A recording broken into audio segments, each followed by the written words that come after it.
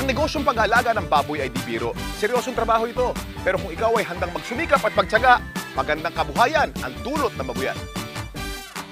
Sa buong Pilipinas, sa lahat ng lalawigan, maraming taong umasensong buhay sa negosyo ng babuyan. Kagapay sa tagumpay ang Pigrolac at Univet. Malaki na itutulong ng Pigrolac Hog Feeds at Univet products sa pagpapalaki ng negosyo.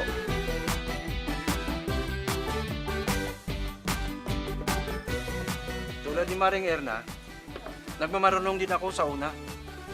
Pareho lang tayo, pare. Pero hindi naman sa pagmamayabang, pare. May alam talaga ako sa pag-aalaga ng baboy.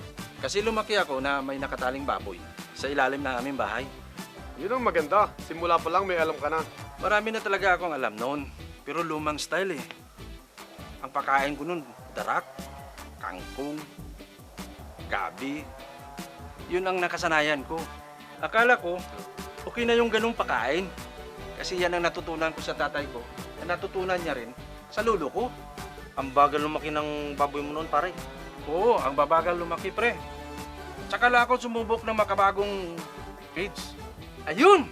Ang bilis magsilaki ng mga baboy ko. Ang bilis laki ng kita ko. Malaking kita. Sa negosyong baboyan, dapat makasabay ka sa makabagong paraan at kaalaman. Tulad ng paggamit ng makabagong feeds.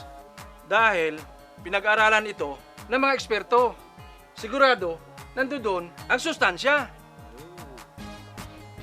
Baboy Kampiyon Tip.